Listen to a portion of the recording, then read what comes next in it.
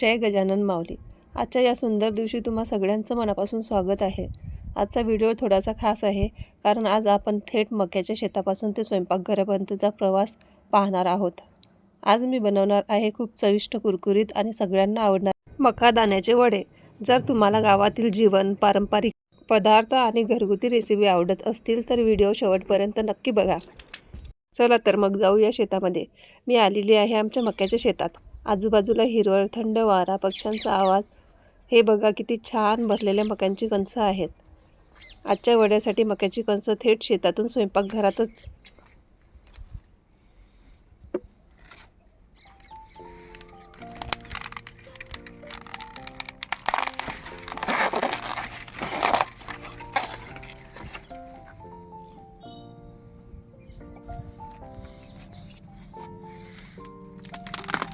कणसं तोडताना किती छान आवाज येतो बघा. 4-5 कणस मी तोडून घेतले आणि निघालो घराकडे. घरी आल्यावर मी कणसांची साल काढून घेतली.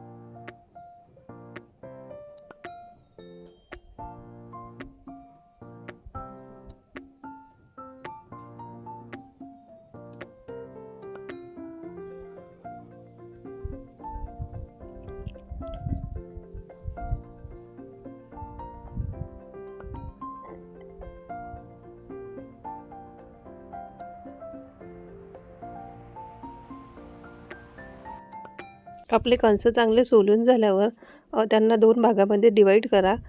डिवाईड केल्यानंतर तुम्ही त्याचे दाणे पाडू शकता किंवा सुरीने पण त्यांना कट करून घेऊ शकता. मी आधी तुम्हाला दाणे पाडून दाखवते. मी त्यांना असं मोडून घेतलं.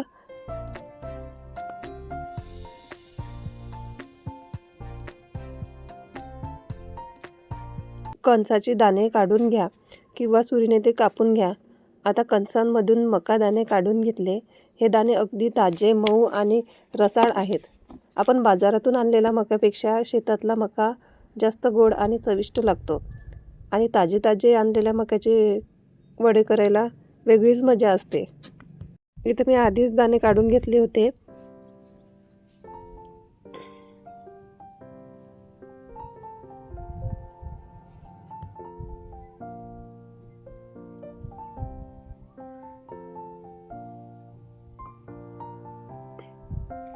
तुम्ही या पद्धतीने सुरीने पण त्यांना कट करून घेऊ शकतात. सुरीने असे कट करून घेण्यास काम सोपं होते आणि पटकनही होते.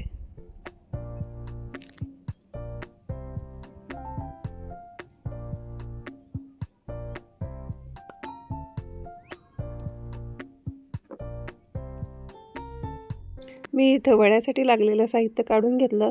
थोडा ओवा घेतला, शोप घेतली, हिरवी मिरची घेतली आणि जिरं घेतलं आणि मिक्सरच्या भांड्यामध्ये लसणाच्या पाकळ्या टाकल्या आणि कढीपत्ता टाकला आणि हे काढलेलं सगळं मिश्रण मी भांड्यामध्ये काढून घेतलं.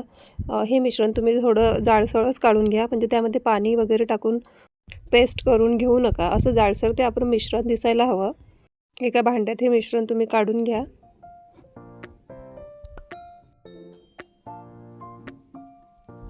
आता हे सगळे दाणे मिक्सरमध्ये थोडे जाडसर बारीक करून घ्या.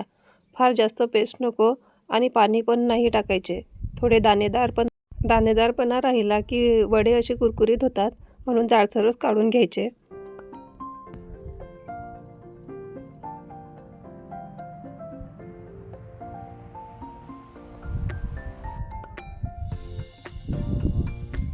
माझं मिश्रण काढून झालेलं आहे. चवीनुसार तुम्ही त्यामध्ये मीठ टाकून घ्या.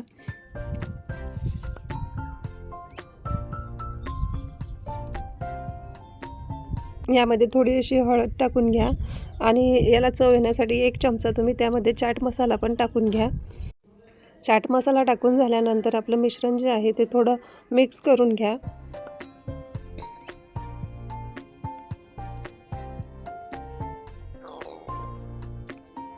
मिक्स करून झाल्यावर याला बाइंडिंग यासाठी आपण 1 वाटी तांदूळाचं पीठ यामध्ये वापरणार आहे. तांदूळाचं 1 वाटी पीठ तुम्ही त्यामध्ये टाकून घ्या. भरभरून अशी कोथिंबीर असेल तर छान लागतात. तुम्ही भरभरून अशी कोथिंबीर, भरभरून असा कांदा त्यामध्ये जाडसर बारीक चिरलेला टाकून घ्या छान.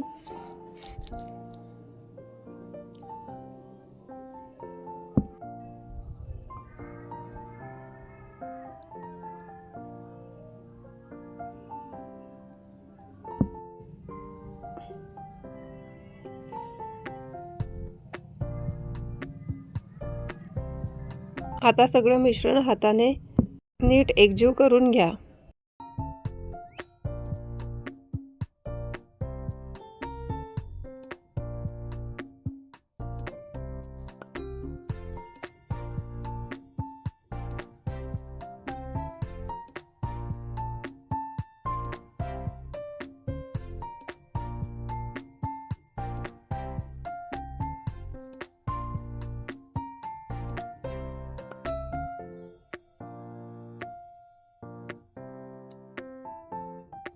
इथं आपलं वड्यांचं मिश्रण तयार झालं आहे. आता गॅसवरती कढई ठेवायची. कढई थोडी तापू द्यायची. त्यामध्ये तेल टाकायचं.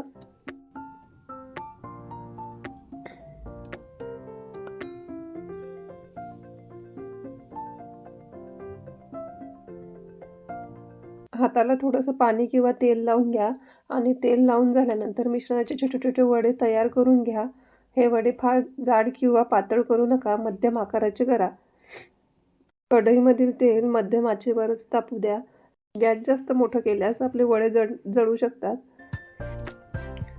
तेल चांगलं तापलं की हळूहळू त्यामध्ये वडे सोडा आणि छान खरपूस अशी लाल होईल तोपर्यंत तळून घ्या.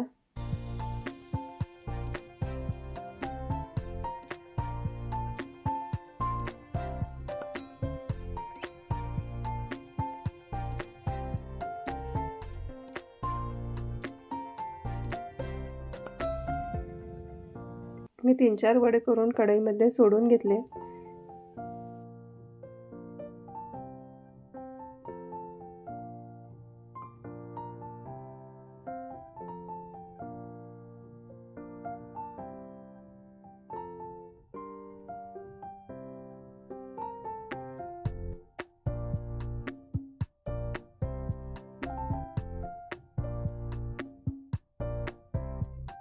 हे बघा किती सुंदर कुरकुरीत गरमागरम मकादाण्याचे वडे तयार.